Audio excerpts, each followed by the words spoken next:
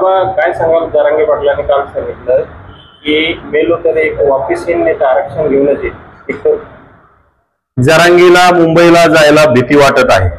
जरांगीला मुंबईला जायचंच नाही म्हणून कुठेतरी मराठा समाजाच्या भावनाशी खेळायचं, रडून दाखवायचं, कुठेतरी मेलो तरी चालेल म्हणायचं, म्हणजे भावनिक करण्याचा हा प्रयत्न आहे. जरांगेमध्ये दम असेल, जरांगेला खरंच जर मराठा समाजाची कळवळा असेल, जरांगेला जर खोके घ्यायचे नसतील तर जरांगेने 29 ऑगस्टला मुंबईला जावंच आणि जरांगेच्या 29 ऑगस्टच्या मुंबईला जाण्याला आमच्या शुभेच्छा आहेत.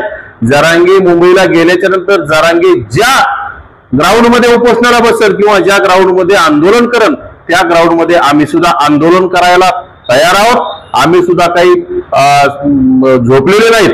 आम्ही सुद्धा ओबीसी समाज सुद्धा जरांगेला आता जशास तसं उत्तर द्यायला तयार आहे. आम्ही कधीही कुठल्याही मराठा समाजाचा द्वेष केला नाही, परंतु जरांगेला जर कुठेतरी मराठा आणि ओबीसी मध्ये वादच निर्माण करायचा असेल तर आम्हाला पर्याय नाही. आम्ही सुद्धा दोन हात करायला तयार आहोत, कारण की आता जरांगेला आम्ही जशास तसं उत्तर देऊ. परंतु आमचा अद्यापपर्यंत सरकारवर विश्वास आहे, परंतु सरकार जर जरांगेच्या दबावापोटी, सरकार जर जरांगेच्या भूलथापान ऐकून जर ओबीसीवर अन्याय करत असेल तर आम्हाला सुद्धा सरकारची जागा दाखवून द्यावी लागेल. कारण आता लवकरच स्थानिक स्वराज्य संस्थेच्या सुद्धा निवडणुका लागल्यात. ज्याप्रमाणे विधानसभेला महायुती ओबीसी मुळे सत्तेत आली, परंतु या स्थानिक स्वराज्य संस्थांमध्ये जर संस्थेच्या पूर्वी जर ओबीसीवर अन्याय झाला तर स्थानिक स्वराज्य संस्थेमध्ये ओबीसी समाज नक्कीच महायुतीला त्यांची जागा दाखवून देईल. परंतु आम्हाला आणखी सुद्धा महायुतीवर विश्वास आहे, ओबीसीवर अन्याय करणार नाही. परंतु एकनाथ शिंदे जर जरांगेला सपोर्ट करत असतील तर एकनाथ शिंदेच्या पक्षाला नक्कीच ओबीसी समाज धडा शिकवल्याशिवाय स्वस्त बसणार नाही. त्यांची चावडी बैठका सुरू आहे, गावोगावी तयारी चालू आहे, त्या अनुषंगाने तुमच्याकडे तयारी सुरू आहे का? आम्हाला चावडी बैठका, नौटंकी, भावनिक करायची गरज नाही.